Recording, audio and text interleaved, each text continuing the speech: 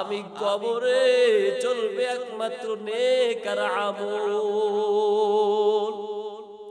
কবরের মাটি যখন এই কথা বলল, নবীর সাহাবী আবু যর গিফারী রাদিয়াল্লাহু তাআলা কবরের মধ্যে থেকে একটা লাফ দিয়ে উপরে এসে অজ্ঞান হয়ে জমিনে পড়ে গেলেন।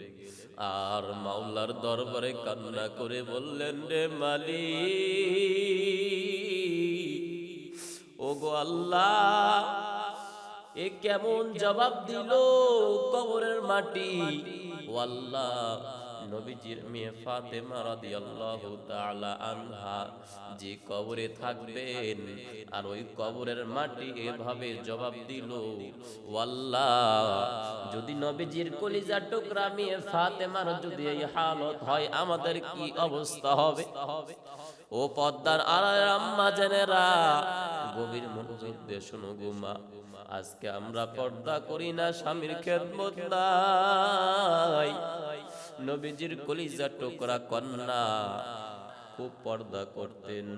নবীজির মেয়ে ফাতেমা রাদিয়াল্লাহু তাআলা আনহার ঘরে নবীজি একদিন একটা অন্ধ সাহাবীকে নিয়ে নবীজি ফাতেমার ঘরে রওনা হয়ে গেল। ফাতেমা রাদিয়াল্লাহু তাআলা আনহা ডাক দে বলেন, আব্বা গো, ও আব্বু, আপনি কাকে নিয়ে আসতেছেন আব্বু? আমি ফাতেমা, পর্দা করি, পর্দাশীল নারী।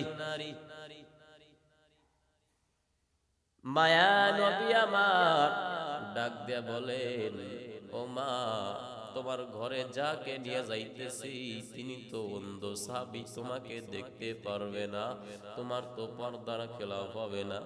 মায়ার নবী আমার এই কথা বলার পর তার কলিজার টুকরা কন্যা ডাক দেখায়, আব্বু, যদিও অন্ধ সাহাবী আমাকে দেখতে পারবে না, আমি ফাতেমার পর্দার খেলাফ হবে না গো আব্বু। না জানি আমি ফাতেমার বড় ভয় লাগে, আমি ফাতেমা তো দেখি, না জানি আমি ফাতেমার বড় ভয় হয়, আমি ফাতেমা আমার আল্লাহর আদালতে জাহান্নামের আসামি হয়ে যাই।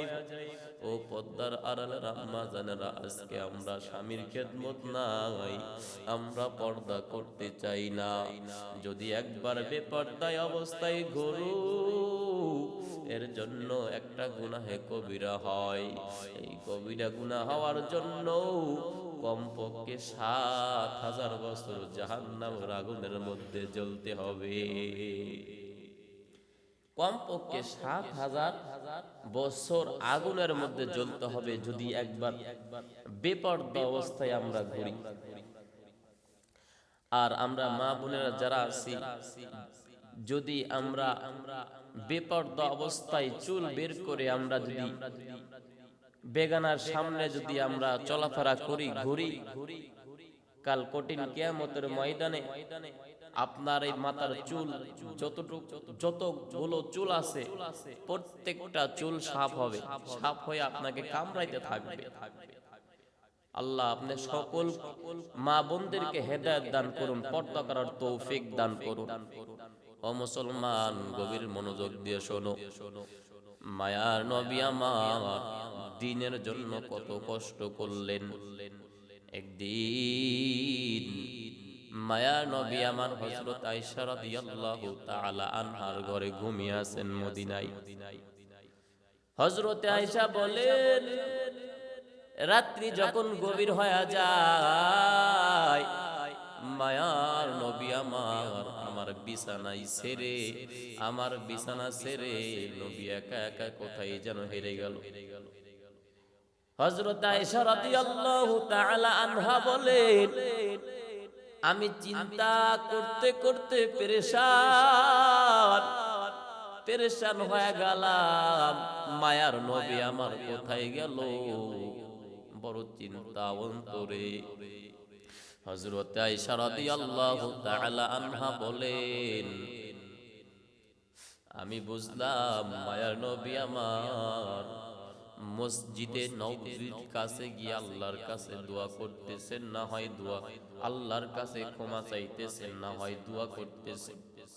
হযরতে আয়েশা রাদিয়াল্লাহু তাআলা আনহা বলেন, আমি কিছু দূর যাইতে যাইতে দেখি মায়ার নবী আমার গুজরাই বসে গুনগুন করে ওখানে গুনগুন করে কান্না করতেছেন আল্লাহর কাছে, অঝর কান্না করতেছেন আর বলতেছেন, আল্লাহ, আমার খাদিজার কবর মক্কাতে রেখে চলে আসছি, ও আল্লাহ তুমি আমার খাদিজার কবরটা হেফাজত রাখিও। জানি না কাল কঠিন কিয়ামতের ময়দানে ছেলে তার মাকে ভুলে যাবে, মা তার ছেলেকে ভুলে যাবে। ওই কঠিন মুসিবতের সময় আমি আমার খাদিজাকে যেন হারাইয়া না যাই, আমি আমার খাদিজাকে যেন হারাইয়া না যাই। ও মুসলমান, গভীর মনোযোগ।